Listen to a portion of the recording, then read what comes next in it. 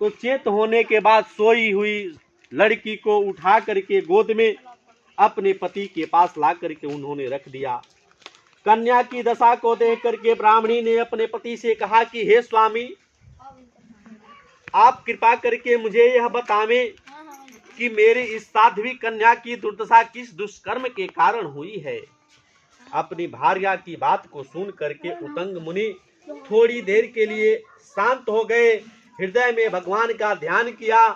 ध्यान करके बोले अपनी ज्ञान शक्ति के अनुसार कि कन्या भी पूर्व जन्म में समस्त वृत्तांत को जान लो।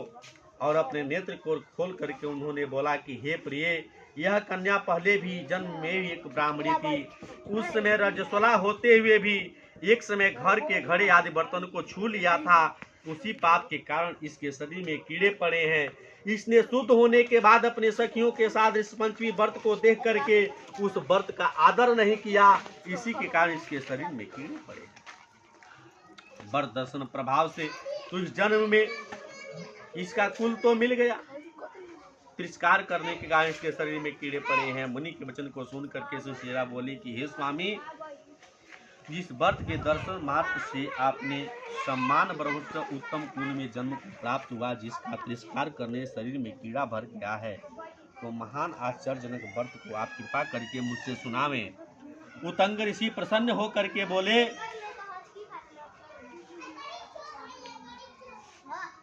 कि हे शिशुले, यह व्रत समस्त जनों में उत्तम है। इस व्रत के प्रभाव से सम पाप नष्ट हो जाते हैं। व्रत को करने वाले निश्चित ही दैहिक 3 प्रकार के दुख बोला मनुष्य के, दैहिक, दैविक, भौतिक, तीनों प्रकार से कष्ट छूट जाते हैं। व्रत को धारण करने वाली स्त्री सौभाग्य को प्राप्त करती है। यह महान व्रत भादो मास की पक्ष पंचमी को होता है और व्रत के प्रभाव से उसे अपने पूर्व जन्म का स्मरण भी होता है। मगर भविष्य पुराण में यह कथा मिलता है। दूसरा कथा यह मिलता है, युधिष्ठिर जी भगवान से पूछते हैं, हे देवेश, मैंने आपके श्रीमुख से अनेक व्रत का तो वर्णन सुन लिया है, कृपा करके आप उस व्रत को बतावें जिससे पाप नष्ट होता है। राजा के वचन सुन करके युधिष्ठिर जी कोई देवता नहीं न थे, युधिष्ठिर राजा थे। युधिष्ठिर 5 भाई थे। तो युधिष्ठिर ने कहा कि हे श्री कृष्ण, श्री कृष्ण जी कह रहे हैं कि मैं तुमको ऋषि पंचमी व्रत का उत्तम व्रत सुनाता हूं, जिसको धारण करने समस्त पाप से छुटकारा पा लेते हैं। नृपोत्तम पूर्व समय वृत्तासुर का वध करने के कारण इंद्र को उस पाप को 4 स्थान में बांट दिया। पहला कहा बटाइल, अग्नि के लपट में। अग्नि के पहला जवन लपट होला तो उ लपट निकल जाओ, तब चूल्ह पर गैस पर बर्तन रखी। पहले बर्तन धो के आ तब गैस चाहे चूल्ह मत बारी, ब्रह्मत्या ओहुजा लगेगा। दूसरा कहाँ लगेला? नदी के जल में लागेला। क्या लागेला? जल। नदी के कभी भी जल में स्नान करी तो ऊपर के जल हटा के तब स्नान करी, हाँ तो ओहुजा ब्रह्मत्या लग जाला। तीसरा पर्वतों और चौथे स्त्री के रज में, मने रजुस्वला भैला में स्त्री बर्तन इत्यादि के जब छू देली, भोजन पका देली या पति के संपर्क में रहेली तो ओहू बेरा दोष लागेला। उस समय पति के जल दहला में पति के अर्धवाह जौन होला तौन का होला, क्षीण होला, कम।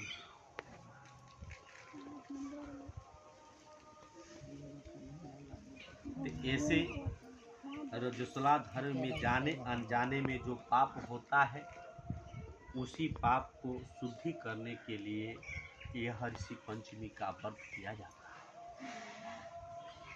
यह व्रत समान रूप से सभी वर्ग के स्त्रियों को करना चाहिए। ब्राह्मण, क्षत्रिय, वैश्य और शूद्र चारों वर्ण के लोग करें। इस विषय में एक प्राचीन कथा का वर्णन है कि सतयुग में यह विदर्भ नगरी में श्वेनजीत नाम के राजा हुआ करते थे। प्रजा का पुत्रवन पालन करते थे। उनके आचरण ऋषि के समान थे। उनके राज्य में समस्त वेदों के ज्ञाता, समस्त जीवों के उपकार वाला सुमित्र नाम का एक कृषभ ब्राह्मण निवास करता था। उसकी स्त्री जयश्री पतिव्रता थी। ब्राह्मण में अनेक नौकर चाकर भी थे। एक समय की बात है कि वर्षा काल जब हुआ तो वर्षा काल में साध्वी खेतों में काम कर रही थी। खेतों में ये लोग पति पत्नी काम कर रहे थे। तब तक रजस्वलाएं हो गई। हे राजन, रजस्वला होने का तो भास हो गया इनको कि हाँ मैंने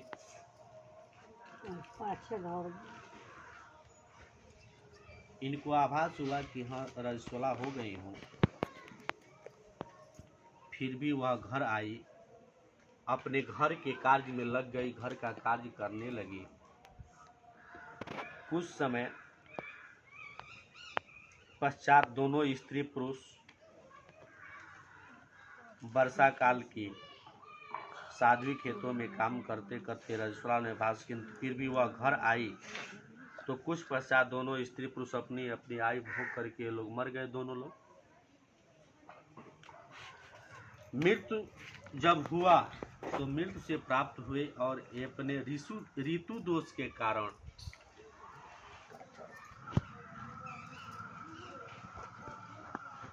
बरसात के समय भई रहे। इन दोनों जने एक दूसरा के संपर्क में आई रहे लोग, ऋतु दोष तो जला गए।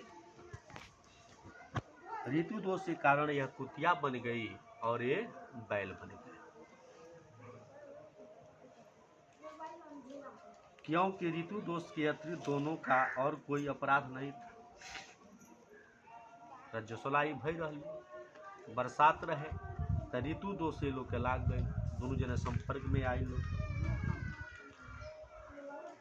समस्त विवरण याद रहा। दोनों कुतिया और बैल के रूप में रह करके अपने पुत्र सुमित के यहाँ रहने लगे।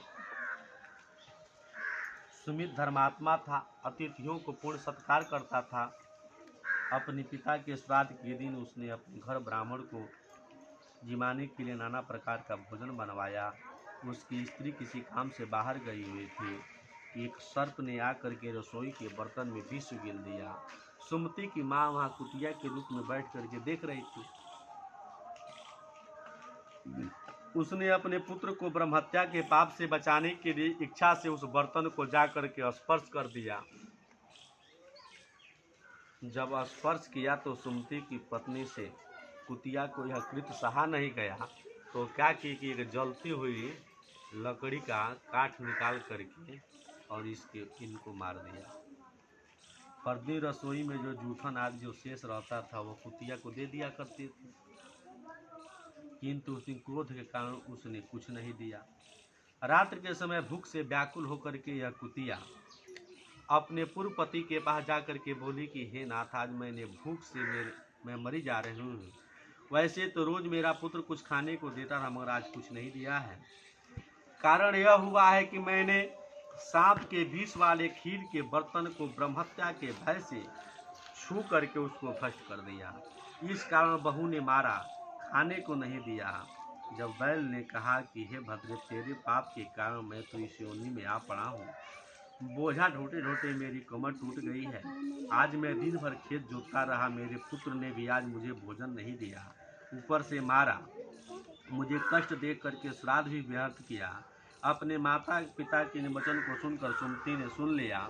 उसने कहा कि इस समय जाकर भर पेट भोजन कराया और दुख होकर के मन में जा करके योनि से किसी छुटकारा मिले। तो सुमति ने उनका वचन को श्रवण कर शर्मात्मा नामक महर्षि के पास जा करके बोले तो पूर्व जन्म में यह बोले कि तुम्हारे माता पिता इच्छा खल स्वभाव के कारण रजस्वला होते हुए गृहस्थी के समस्त वस्तुओं को स्पर्श किया और तुम्हारे पिता ने उनको स्पर्श किया, इस कारण वह कुतिया और वह बैल बने। तुम उनकी मुक्ति के लिए काम करो, इस पंचमी का व्रत करो, व्रत को धारण करो। श्री कृष्ण बोले कि हे राजन महर्षि सर्वात्मा, वचन को श्रवण करने में सुमित अपने घर लौट करके आया। इस पंचमी के दिन आने पर उसने अपनी स्त्री सहित व्रत को धारण किया और उसके पुण्य से अपने माता पिता को दे दिया। व्रत के प्रभाव से उसके माता पिता दोनों पशु योनि से मुक्त हो गए। लास्ट में वो स्वर्ग को चले गए। जो स्त्री इस व्रत को धारण करती है वह सब सुखों को पाती है। इस पंचमी व्रत कब करें, कैसे करें, कथा क्यों और कैसे।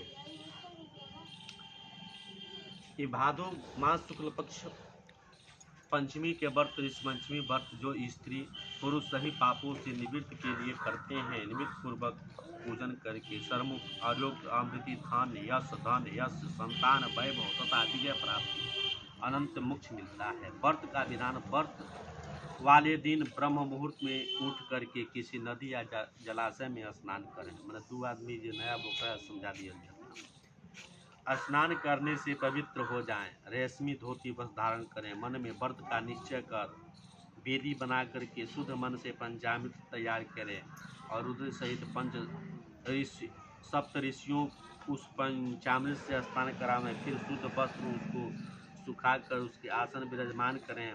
सप्तऋषियों को चंदन, अगर, कपूर, बत्ती, आग, धूप, फूल चढ़ा करके सन्मुख दीपक जला करके हाथ जोड़ करके प्रार्थना करें और कहें कि मुझ पर कृपा करके मेरे निवेदन इस पूजा को आप स्वीकार करें।